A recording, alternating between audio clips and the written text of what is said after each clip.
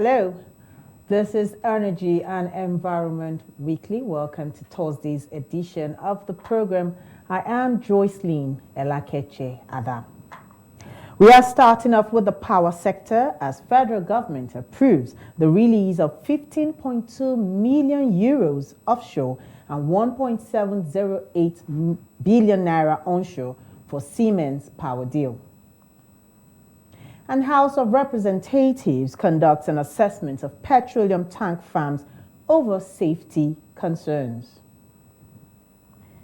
An update on MALABU oil deal. Nigeria awaits the return of $200 million from the Netherlands and Switzerland. FCT Minister of State Dr. RAMATU TIJANI ALIYU pays a visit to flood victims, saying there won't be a reoccurrence. And all of this and more on today's episode of Energy and Environment Weekly. Stay with us, we'll take a short break.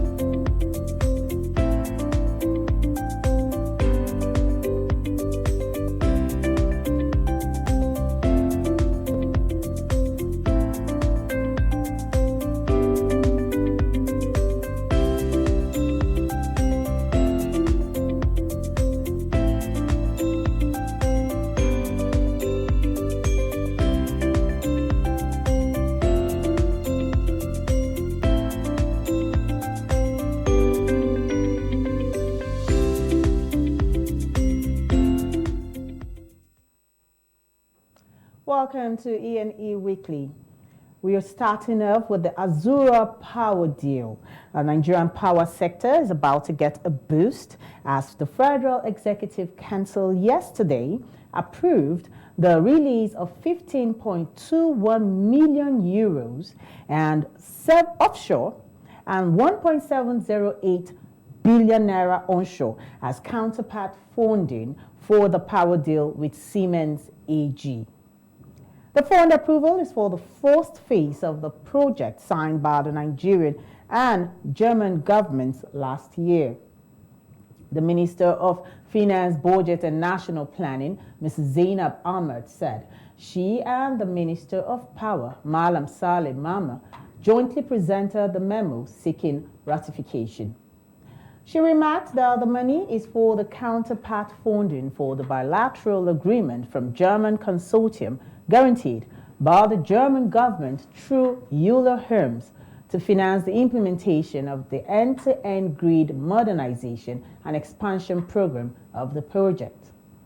It will be recalled that in July of 2019, the government and Siemens signed a letter of agreement on the Nigerian electrification roadmap after President Buhari and the German Chancellor Angela Merkel met on August 31st, 2018 in Abuja. By December of 2019, the federal government allocated 61 billion naira for the Nigerian electrification roadmap, which is to be developed in partnership with Siemens AG. It is expected that Nigeria will spend about 3.11 billion euros, and that's 1.15 trillion naira across 4 major states in the country. The Nigerian electrification project has 3 phases and it aims at achieving 25,000 megawatts of electricity in the country by 2025. Power projects in the budget include the 3,050 megawatts Mambila hydropower plant in Taraba State, for which 2 billion naira counterpart fund is set aside for that project. $7.17 million for the 2 times 60 megavolt amp and 133/33 kilovolt amp substation at Gwaram in Jigawa State. Also, 190 million naira is set for the 215 megawatts power station in Kaduna and Kashambila transmission in Taraba State. That also got 506 million naira. Mrs. Ahmed said this approval for the first phase of the project is designed to include 23 transmission initiatives as well as 175 separate transformative projects. She disclosed that the project will support Nigeria Electricity Regulatory Commission (NEC) towards a transition program of improving metering in the electricity industry in the country, which of course is posing as one of the biggest challenges in the electricity sector when it comes to billing, estimated billing. The overall aim of the program is to address the energy problems that have bedeviled the Nigerian industry over the years. And still on power and signing of approvals, Nigeria has signed an agreement with Israel for the development of green energy. This is a bilateral agreement that emerged from the meeting between Minister of Science and Technology, Dr. Ogbonnaya Onu, and head of Israel, that's Deputy Head of Israel Mission to Nigeria, Mr. Yotam Kraman, in Abuja. Dr. Ogbonnaya Onu has been commending Israel's remarkable achievements in the development of technology. According to him, Israel had always excelled in whatever they set their minds on, and thereby commended the signing of the bilateral agreement as a win-win situation for both countries. Deputy Head of Israel Mission to Nigeria, Mr. Yotam Kraman, expressed appreciation to both the DOOR partners and the ministry over the success of the signing of the agreement. He said that Israel is happy to bring technologies and knowledge to Nigeria, especially this dark time when job opportunities are scarce and much needed. He extolled Dr. Onu and other partners of DOOR in Nigeria for their belief in the project and the contribution they made to the success of the agreement. We'll take a break now, and when we come back, we'll be oil prices gradually moving up as U.S. crude inventories drop, and for safety concerns, House of Representatives conduct an assessment of petroleum tank farms. Don't go anywhere.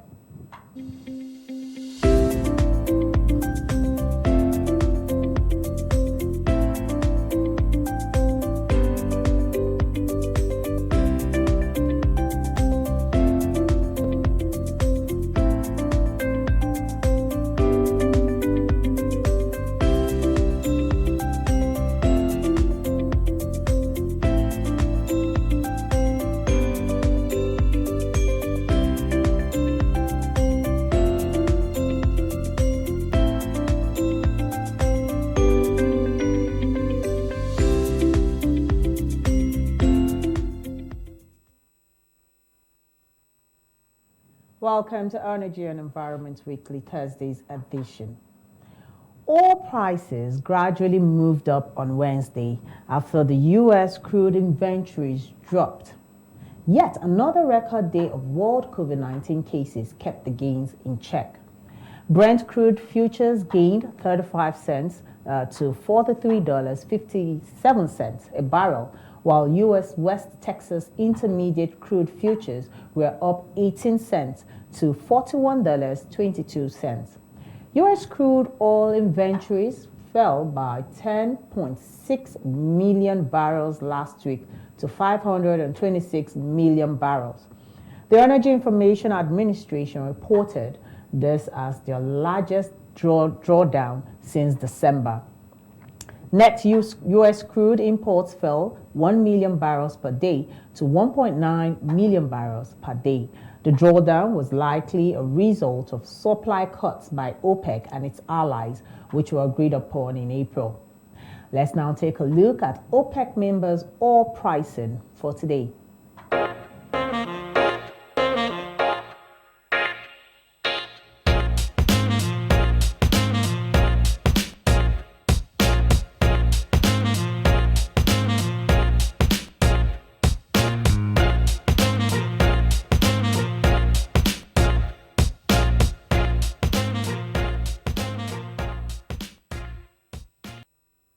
That's a chart showing OPEC members' oil pricing for today.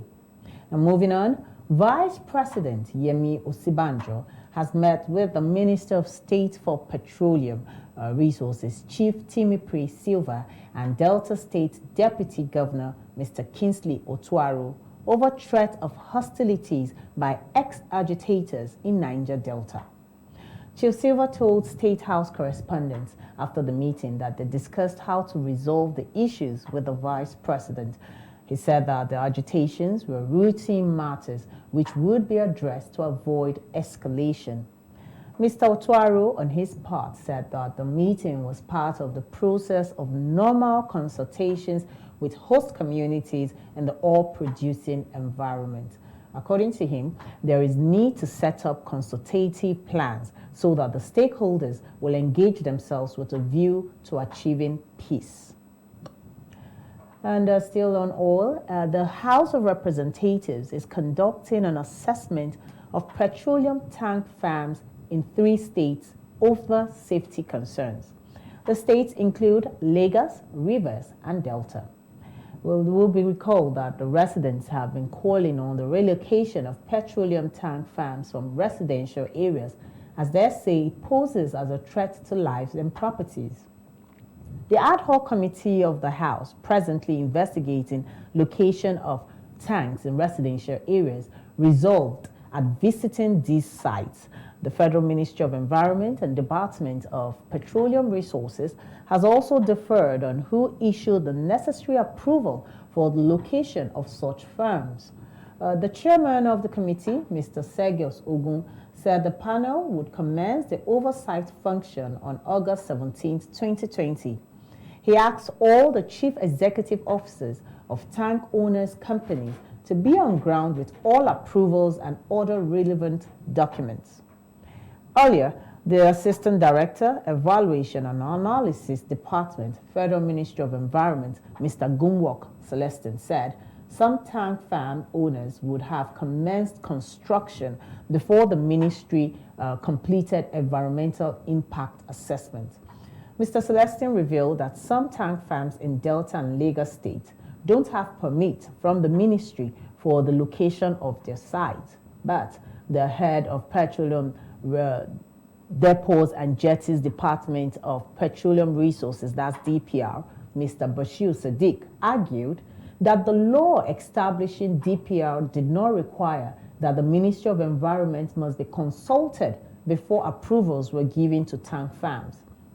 He says the agency is acting under the powers of Petroleum Act and subsidiary legislations. He further clarified that the Petroleum Act predates the establishment of the Federal Ministry of Environment, and when it was established, the DPR Act was not changed to create a role for the ministry in the oil sector. Now, Malibu might be known for its perfect holiday destination areas, but in the Nigerian oil and gas sector, it is making headlines as the country awaits the return of $200 million from the Netherlands and Switzerland.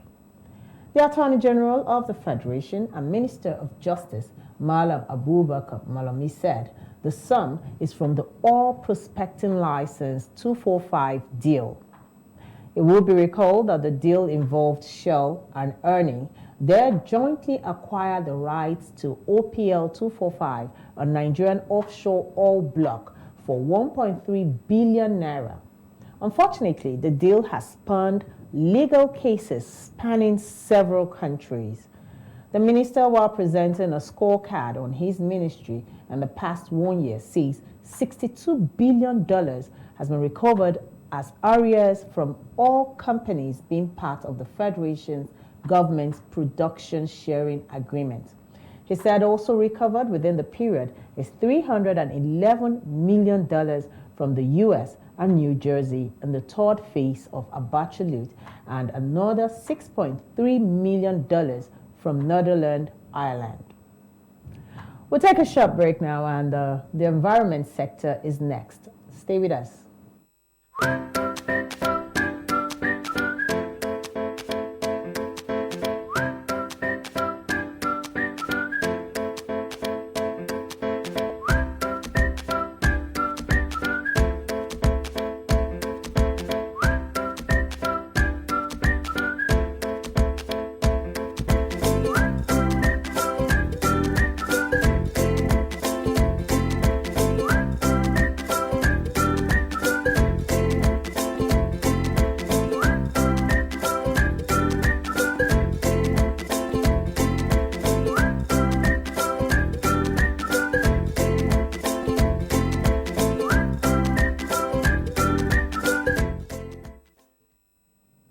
Welcome to E&E Weekly, Thursday's edition. This is the environment sector stories for the program. On the environment sector, the recent flood witnessed by the people of Kaura community in Giri village of Gwagwalada Area Council has gained the attention of the FCT Minister of State, Dr. RAMATU TIJANI ALIYU. She promised the people of the community that FCTA would work against the reoccurrence of the flood which led to the loss of lives and properties. Our correspondent Abdullahi Mukhtar reports that Dr. RAMATU paid a visit to some of the victims of the flood. Let's take a look at this report. Dr. RAMATU TIJANI ALIYU, as a mother, was visibly looking worried over what happened to the people and assured that the FCT administration, in a collaboration with the National Emergency Management Agency, NAIRA, will put head together to assist those affected. She said some residents of Kaura community will be relocated to give way for the construction of a bridge to permanently solve the problem of flooding in the area. That a bridge will be proposed, because if this place is a place that will actually keep expanding, we are bound to see this again and again.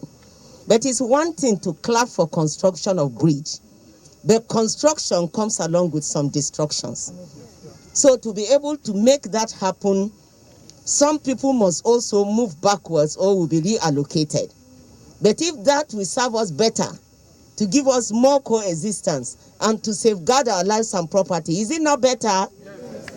The FCT Minister of State also promised the victims of relief materials from the territory's administration.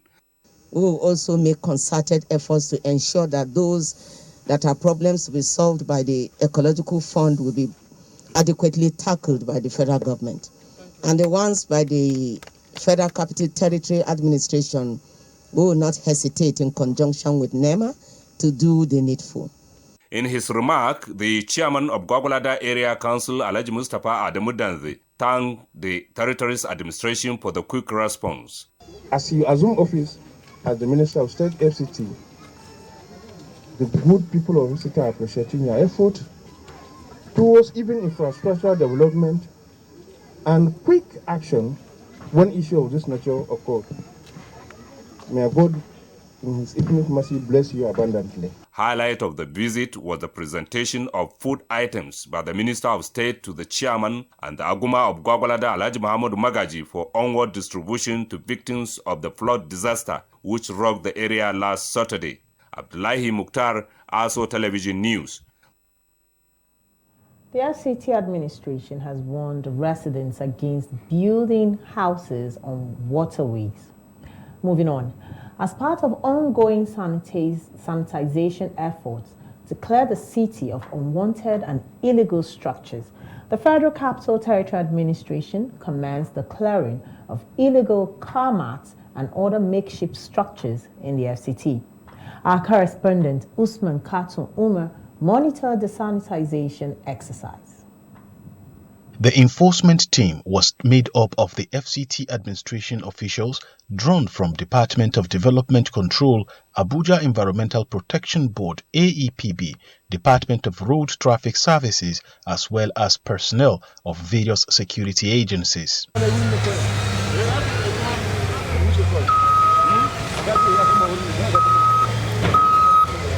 Speaking to newsmen during the exercise around Oladipo Dia axis of Gudu District, Director FCT Department of Development Control, Mr. Mukhtar Galadima, and his counterpart at the Abuja Environmental Protection Board, Malam Baba Shehu Lawan, explained that the raid was in continuation of the ongoing intensive sanitation exercise in the city. The CARMAT is gradually taking over the city. That's why we have to come out and cleanse them and send them back to where they belong.